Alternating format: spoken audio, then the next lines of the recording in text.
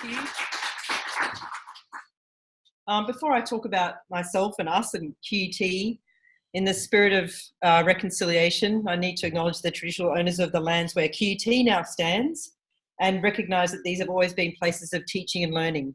I want to pay respect to their elders, past, present and emerging, and acknowledge the important role that Aboriginal and Torres Strait Islanders continue to make to the QUT community. Do you want me to tilt this down a bit? Yeah. You're too tall. Sorry, you can see yourself. Is that better, everybody? Yes, you're looking good. Yep. Yeah. And I look good, that's a bonus. So I'm not going to speak for very long. I'm really pleased to welcome you here to QUT, and really proud that the QUT Digital Media Research Centre is able to participate so actively in the Alliance, and that we're able to host you today. As you can see from our new banner and our mission, digital inclusion is really at the heart of what we do. We're in a creative industries faculty, so we're really passionate about the creative industries, the digital media and entertainment industries, but we don't think that you can have a viable creative industry or creative economy or digital economy unless you're really attending to inclusion and diversity and making sure that everyone is participating, and importantly participating on their own terms. So we know that digital inclusion is not a fluffy aspirational concept. We know it's a bit tricky, and that's why it's so important that you're all here today. Just to blow out in trumpet for a minute, it's not only important to this centre, the digital inclusion concept, but it's really written and baked into one of QUT's top level research strengths in digital media. So this is a really important priority for the whole university, not just for our little patch of it here in the DMRC. And digging down a little bit more deeply, we've got quite a substantial program of work around issues of digital inclusion, or inclusion in digital media environments, which is perhaps a slightly different thing, and questions of diversity. And as I said before, we don't think you can really have a creative and innovative society without really attending to these issues. But there are issues of social justice, fairness, and the trustworthiness of our digital media environment. So I think these things all go together.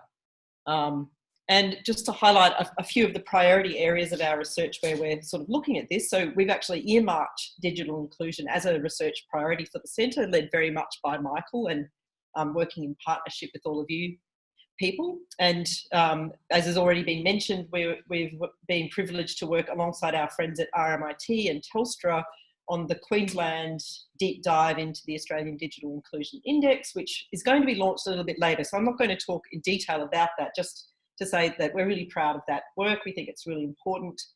It really highlights that we've moved on, as all of you very well know, from just trying to provide access to digital technology, so really thinking about attitudes, skills and capabilities, the kinds of cultural and social capital that go into participation, and that this is particularly an issue for low-income families in Queensland, as it is around the country and around the world. And I won't steal the thunder from Michael and Heather and others for this afternoon, but looking forward to that launch. And then just the little blue highlights moved to the wrong spot, but I wanted to highlight online safety and ethics as a particular aspect of the whole picture here. So when we think in the DMRC about online safety, which might include things like the role that digital media technologies play in domestic violence or in cyberbullying, we're really thinking about that in terms of barriers to participation. So really the overall message is that we want full and authentic and self-actualizing participation for as many people in society, no matter their age, their gender, their sexual orientation, their ethnic community, etc. Well, and that's where I was really going to leave it, actually, but I'm really happy to make the connection with all of you. Michael and I are both very open to having ongoing conversations about research collaborations. So welcome to the DMRC. I hope you're going to have a really, really productive and engaging afternoon of knowledge exchange, and I'm really proud to host this event. So that's it. I think I was meant to Right, I think I was meant to show you the report, but that's just a teaser trailer because it's going to be launched properly this afternoon. Correct. Okay. Yeah. So that's the teaser across Australia. All right. So. Oh, thank you. Yes, good. Thank you so much. Here I am again. So thank you very much for that welcome, and it has been really terrific QUT support of the Alliance to date, and I was involved in the workshop last year, which was terrific, and the follow-on workshop tomorrow I'm sure will actually take us to some practical action steps to get on with it. So, and that's what we really are aiming to do, is get on with things. So, so thanks for that. So for those of us here, of course, we'll be able to participate in the launch. That's terrific, of the Queensland part. And no doubt, as part of the notes of this webinar, we will send through the link to the report so that you can download it and read it and so forth. So who are we?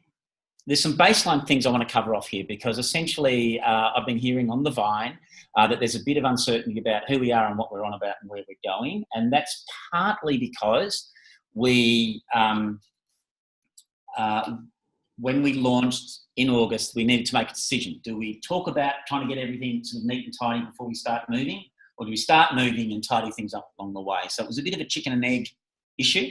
And so what we decided to do is to get on and start doing things. And, you know, a whole number of people got involved in a range of things that has left a little bit of uncertainty and lack of clarity. So I just want to pick up some things today so there's a good foundation for us to move forward.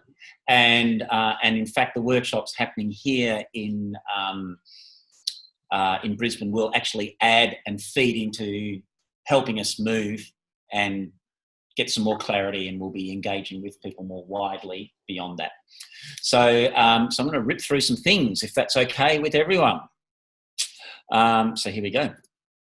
So who are we? So we are a shared initiative with business, government, academic and community organisations. So it's a shared endeavour, not just one person's or one organisation's or one sector's. And the idea is working together to reduce the digital divide to enable greater social and economic participation for all Australians. So essentially that's the vision. And to realise that vision, the underpinning notion is that it can't be done. No one organisation can do that alone. And by combining the voices and combining the strengths of various organisations, then we will achieve some impact. So it's supported by Info Exchange and backed by Australia Post, Google and Telstra at the moment, and also lots of participation and backed with people's in-kind contributions and so on. So that is what we're on about and who we are. I'm just looking for some nods to make sure that that's clear from at least here. All right, clear enough? Great. So what do we focus on? So the focus areas actually came out of a big workshop at PwC in Melbourne in 2016. And out of the Year of Digital Inclusion and the Digital Inclusion Roundtable. But essentially we work on raising the awareness of digital inclusion as an issue, addressing digital inclusion as a public policy issue, and to actually accelerate and amplify action in the three areas of affordability, digital ability, and accessibility. The decision has been not to spend too much time on whether or not your wires are working or your NBN is working. The accessibility side of things is more around that, inclusive design and accessibility for people who struggle to connect into the digital world. So that's what we focus on. That's fair enough. Give me nods, help me here. All right, thank you. Got to always help me. So, okay, so what is an alliance? I mean, like, we're not an association, we're not a this, we're not a that, we are an alliance. What does that mean? So an alliance is like when a whole range of people get together and say, we can only do this if we do it together. And so shared purpose, recognising the old idea of 1 + 1 = 3.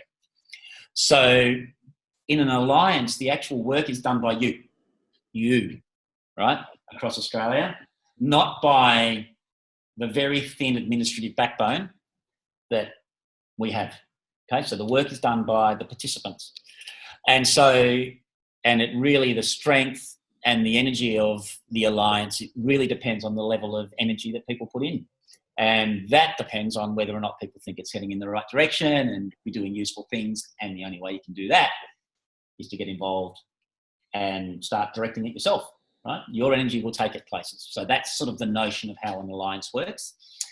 So a good example of that is the shared, that should say, not shared value, that should say shared voice project team, which was led by Brendan Fitzgerald over there, ably supported and abetted by Kate Davis over there and various other members. And they pulled together, they thought through how can the alliance say things publicly and advocate for positions or do whatever.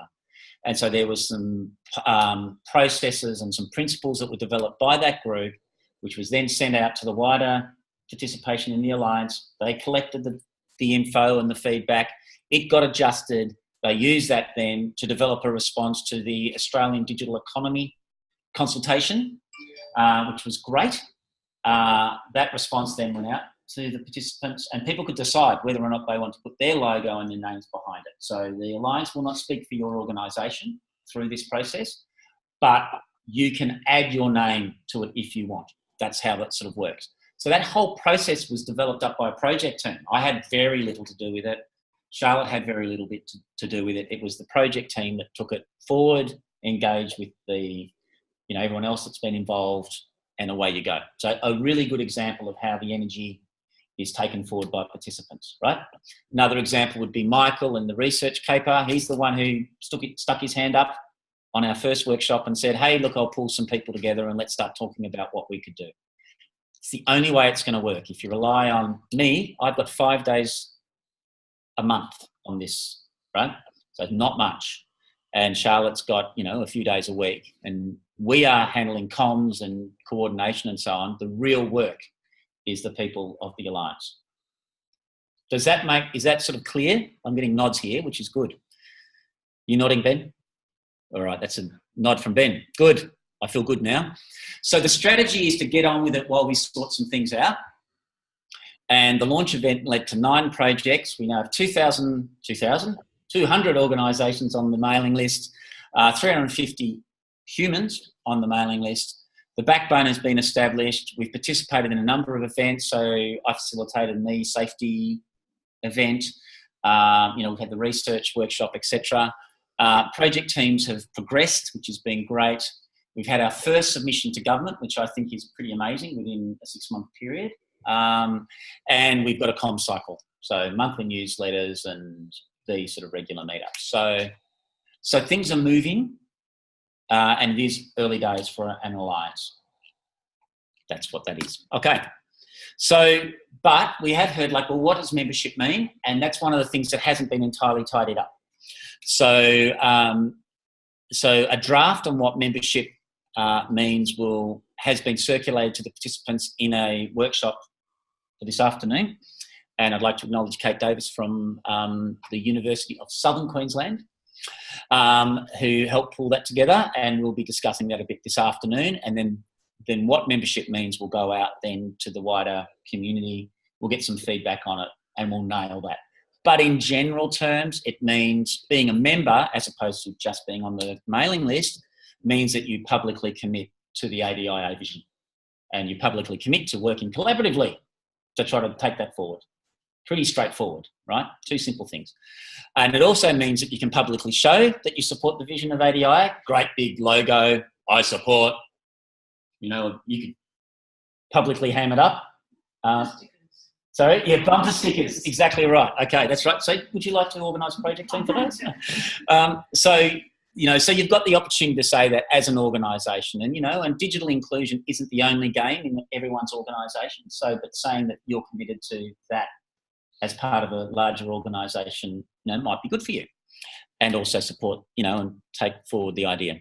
So you can publicly support ADIA positions through that collective voice process, which is going to be finalised at the workshop tomorrow, and you can have a say on how ADIA develops. So that's terrific, but it does not mean that ADIA will speak for your organisation or say, We can't do that. We'll all turn to a big mess if we do that. So that won't happen. Okay, so that's what membership broadly means, but we're going to do some work on that this afternoon and take that forward. And then there'll be a process for people to, what's it called? Upgrade from participant and mailing list person to member, if that makes sense, right? Okay, so that's relatively close. The next bit then is how we govern. So at the moment, governed by a sponsor group, which has been running since the PwC workshop. And that sponsor group has worked through the key requirements around like what we need to be governed. And one of those is that we don't overdo it at this early stage of the Alliance and spend all our time governing rather than doing. Really important requirement. But it does need, we do need to have a level of certainty and clarity so that, you know, funders and government, you know, can see that we're solid and we're taken seriously and so on. So we've been assisted by the governance team at Australia Post, which is a great in-kind contribution from Aussie Post. So thank you again. And one of the other elements of how the Alliance is sort of emerging governance is around the project leaders, the people who are leading things, getting together regularly and having input on how we're going and how we connect and how we take things forward. So that sort of working group model has worked pretty well to date. Good, how am I going? Right, so where are we going? So we've got some workshops, I've told you about those, so that's terrific. And that'll lead us to some focus for 2018 and we'll be engaging with the wider network. And there's some ongoing collaborative projects, which you'll hear about later. And we'll tidy up the membership governance and resourcing this year. But essentially, what happens through these workshops, the collective voice work, you know, what we're going to call for, the project work that will come out, or the project work that people might put their hands up and say, I want to do this, that is what we'll be taking forward in the coming months. I hope that gave you a reasonably sort of baseline of where we are and where we're going and who we are. I'm getting nods at least from Brisbane, which is encouraging. Are you nodding, Ben? Ben's nodding. Good. All right. So that's me. Then in that case, I think I will. I'd love to pass on to Nan Bosler and Jess Wilson, who are doing a bit of a tag team on lessons to drive the future of digital inclusion in Australia. And by way of introduction, if I may, this is one of the things that the Alliance does and can do. So people may be concentrating on seniors, or they may be concentrating on homeless people, but the things that they are learning and doing very well have application in other things. And why make the same mistakes these people have made as they have learned to do what they're doing, right? Go the shortcut, learn what they've done from them and get on with it and have impact in your space. And that's sort of like the really great thing of the cross-sectoral linkages and things like that. So who's coming up first? Nan is going to tell us about all her successes, not mistakes. And I'll make sure that this works for you. So round of applause for Nan if we could, please. There she is. You okay? Yep. Now, I have made a mistake. I thought Jess and I were doing a belly dancing yesterday. Feel free. Digital. Feel free. Well, good afternoon, everyone. Now, I also would like to acknowledge the traditional owners of the land on which we variously meet this afternoon and pay my respects to elders past and present. And I really welcome the opportunity to join this meetup to tell you a little bit about ASCA. I promise just a little bit. And why we so strongly see the need to assist older Australians to become digitally inclusive. You know, older Australians can be very hesitant to take that first step across the digital divide to explore the benefits and satisfaction of using technology. Now, why does ASCA consider that becoming digitally literate is important? Well, why indeed? Because older Australians deserve to maintain their independence, be prepared for transitions along their pathway through life as they self-manage their health and their general life, and to equip them for further changes in technology. It changes every 20 minutes. Now, Why?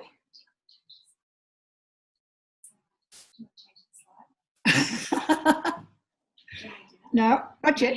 Not yet. Not yet. No.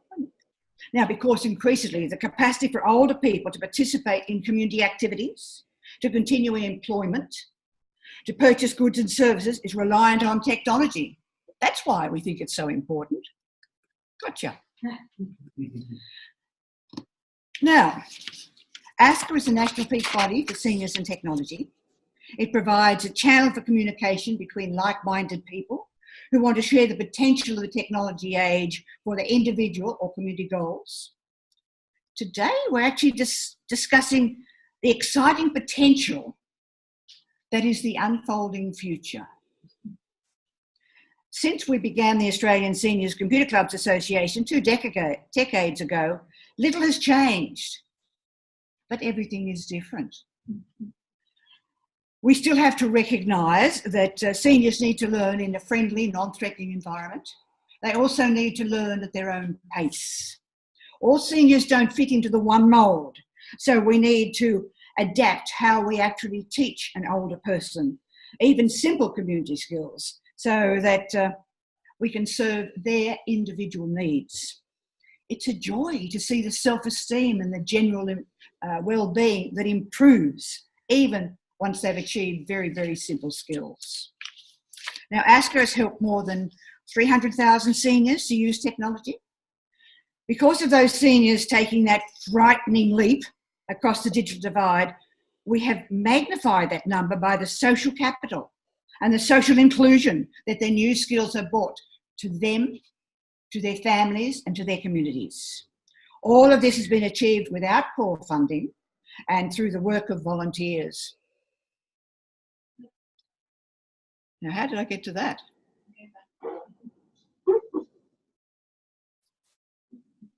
Well, that should be the next one along, shouldn't it? Never mind. Forget about that. Doesn't matter. Doesn't matter. What does technology matter? ASCA has become a catalyst to enthuse, to encourage, to empower, and to assist older Australians to explore technology. We no longer sit in front of a desktop, unless we want to. Seniors now have many choices.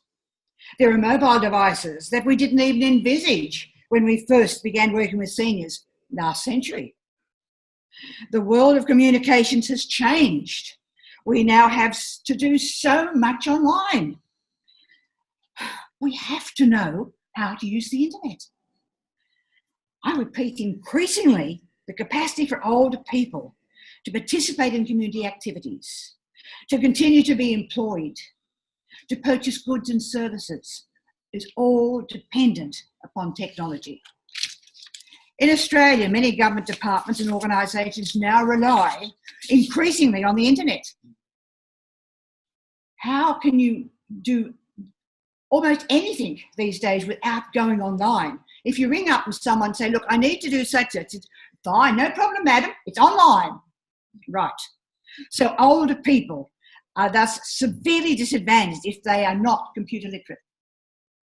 There's a whole sector of older people out there that we haven't yet reached. They don't use the internet. They don't know people who use the internet. They can see no value for using the internet. Goodness, what are we going to do to motivate them?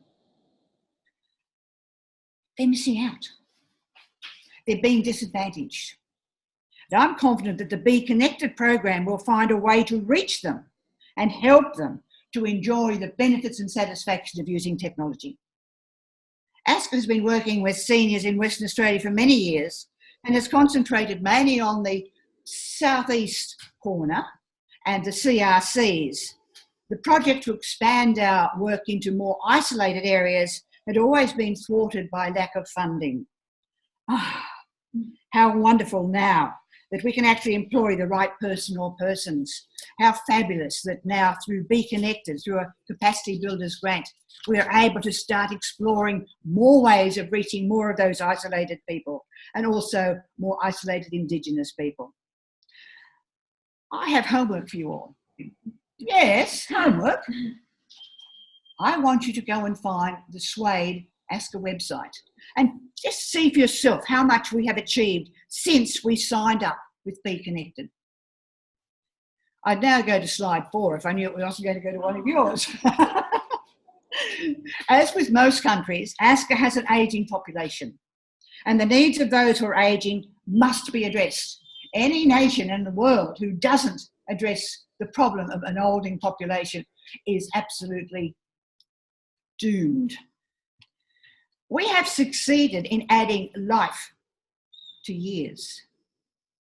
Have we? Or have we only added years to life? Questions you need to take on mind. Technology has made an incredible difference to the lives of all of us. It also makes an incredibly difference in the lives of an ageing person. We need to make sure that technology is used to improve the quality of life. We need to add life to those years. And ASCA continues to seek to serve the seniors of Australia by providing training material, running workshops, seminars, conferences and the like, all relevant to technology and the items and things that interest older people.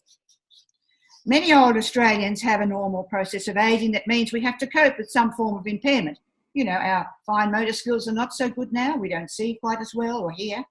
Well, ASCA aims to help those people by providing information about adaptive technology. Technology can, with a click of a mouse, or these days a flick of a finger, open the door to a world that's incredible.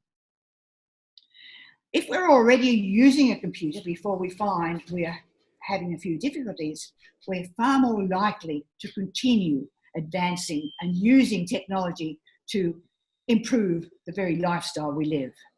My question to you, ladies and gentlemen, is how do you propose to add life to years for the older people of Australia? Are you thinking? Are you thinking? We must help older people as they try to achieve digital inclusion. Older Australians need to be connected. Thank you, ladies and gentlemen.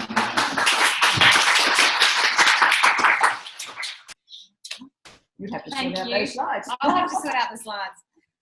Hello, everybody. I'm Jess Wilson. It's always very hard to follow Nan as a presenter, I think, because she's just so engaging and she has had so much experience in this space. So it's actually a pleasure to be kind of co-presenting today to hear what Nan has been talking about and doing for 20 plus years, and Be Connected is just starting to do in Australia, so Good Things Foundation. So I just thought I'd tell you a little bit about who we are as an organisation with as Good Things Foundation before I talk to you about Be Connected program. So Good Things Foundation has been established in the UK for about 6 to 10 years, in its current form about 6.5 years. And in that time, we've actually supported over 2 million people to become digitally included, so to improve their digital skills.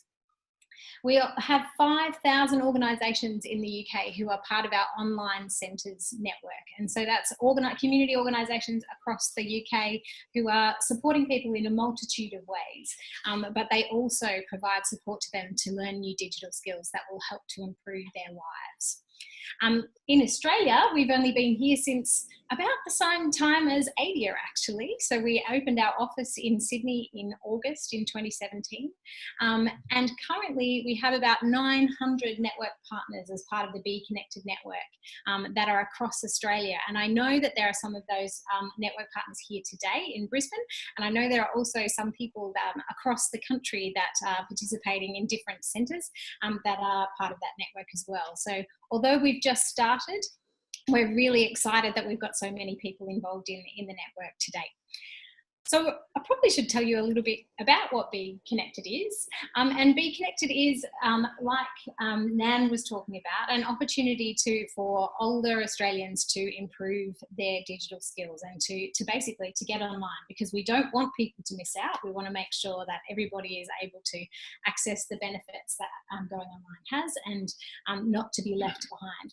So it is actually a large federal government investment in the Be Connected program, and this slide kind of talks to you about the connections that there are, because Good Things Foundation is just one piece of this broad program. We are funded by the federal government, the Department of Social Services, and Yvonne is here today. So hi, Yvonne. We also work in strong collaboration with the Office of the E-Safety Commissioner, and I know there are people in the office there today. So Will, who is on the other end of he's waving, I can see, and some of my team from Good Things Foundation are down there as well. So hello to you as well. There are kind of 4 parts to this program, and we are one of them.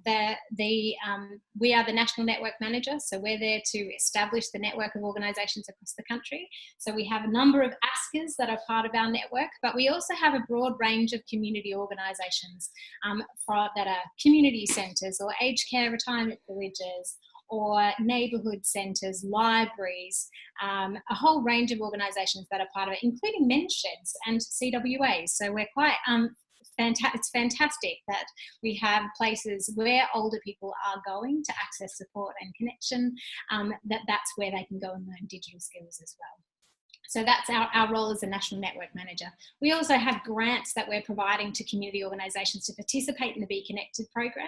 And at the moment, we have $1,500 for any network partner that joins up, and we want more people to join up, and we have money to give you. So please join up the network today, and we can give you $1,500 to start your Be Connected program.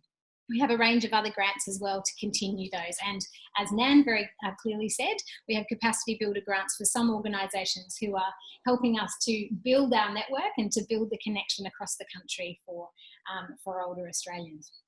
But we can't do this without a fantastic learning management platform that is developed and operated by the Office of E-Safety. And so that learning management platform is a fantastic source of resources for people to learn new digital skills, and that is operated by E-Safety and is continuing to develop. There are very basic skills on there at the moment, training for people, but that is certainly something that is continuing to develop as we go.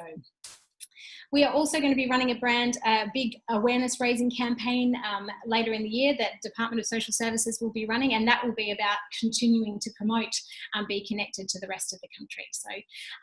So that will probably be later on in the year. So just so you can see this, I'm not sure, it's going to be a bit hard for people on the screen, but we have quite a good spread across the country of the network partners. The most in, New South Wales, Victoria, Queensland, Western Australia, but we do have network partners all in every state of the country.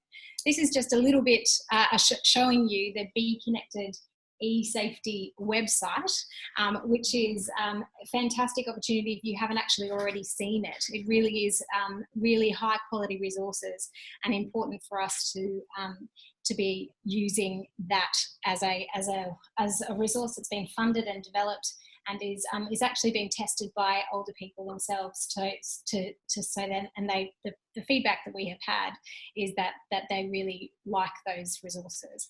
We've actually had, we've got about 1,700 users on that at the moment, and because the program is so new, that's pretty amazing, I think, to have 1,700 users, registered users, already using that website. It's really interesting as well that actually the most basic courses are the ones that are the most used at the moment. So the ones about what is a computer are actually the ones that people are accessing the most. And so I think the fact that we have these really basic courses are the ones that are really needed at the moment. And I suppose the way that we're looking at operating the network is that actually this is not just about having an online course, because some of the questions we get all the time is, well, you've got an online course for people that don't know how to go online. How is that going to work? And so I think what our reflection around developing this network and developing the program and the work in the UK as well is that it's actually not just about technology, it's about people and technology.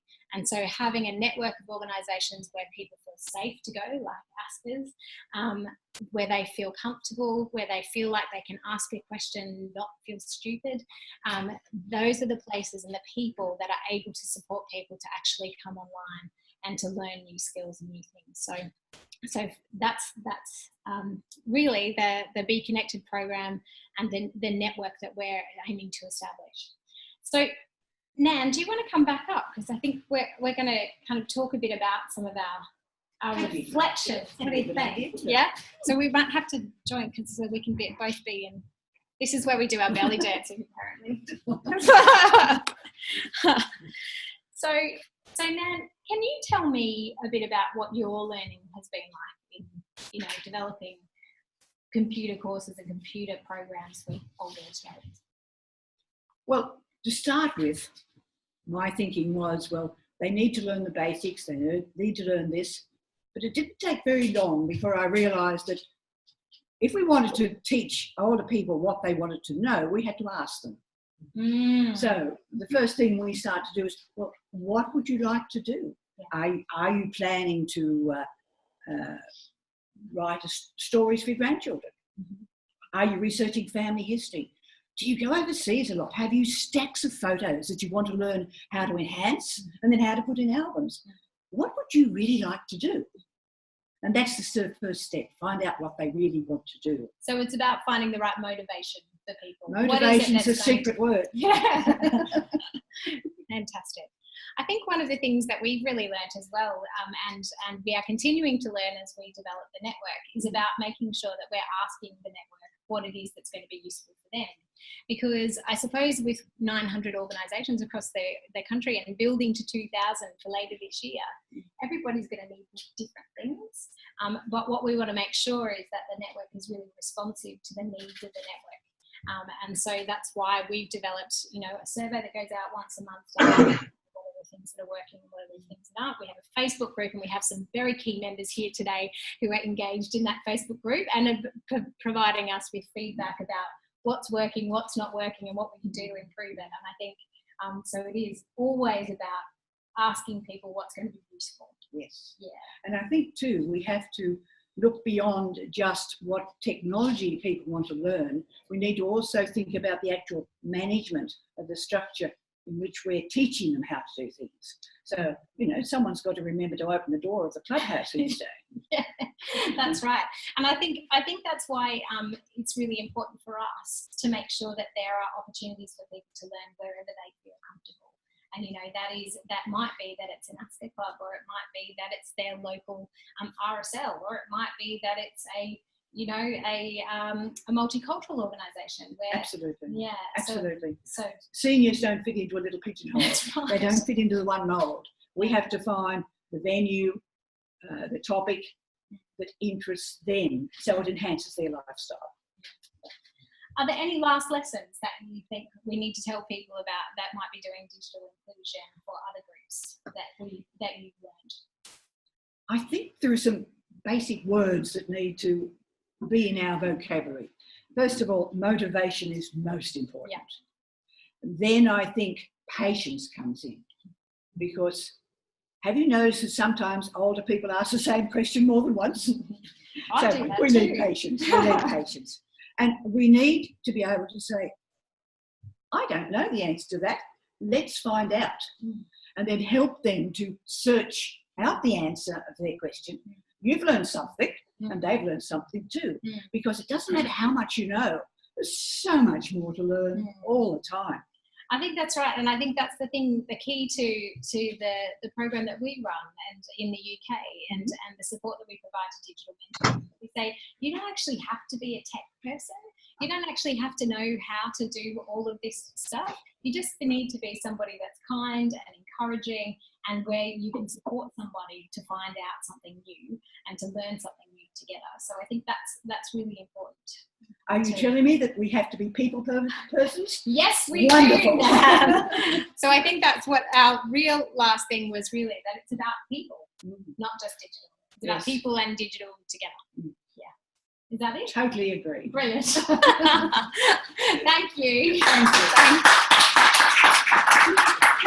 you.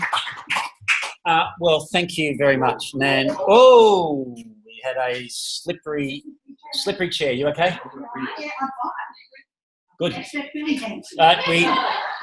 Too much enthusiasm with belly dancing. So thanks, Nan. And we're coming towards the end of our time.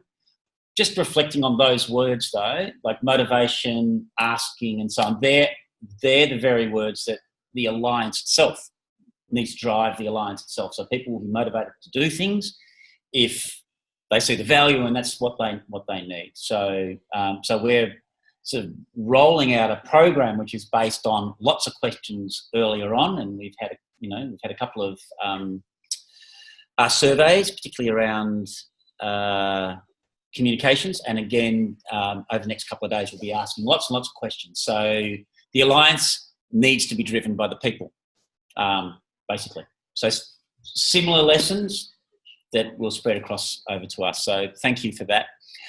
So we are actually quite short of time, so I am going to really whiz through just the last couple of little bits, and then we'll move into the networking part of the meetup. So bit of progress, projects, and joining in. And so here we go. Bang.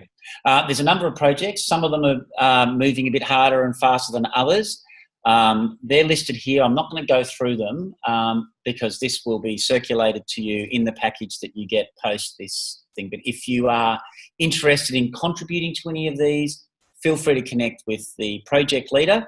If you're interested in, if there's something you think that you would like to do with others to take forward a digital inclusion agenda, then put your hand up and we can, can help you collect people around your idea.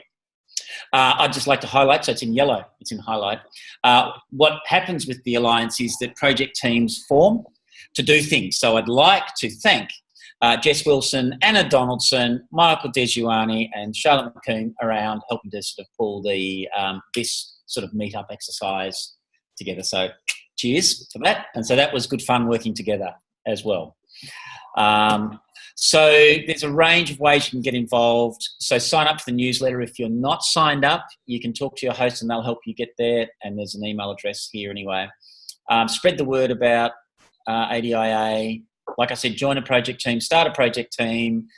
We're always after the opportunity to amplify what you're doing, right, through our social media approach or through the newsletter. So if you are really proud of your digital inclusion project, get in touch with Charlotte and we'll help you spruik it.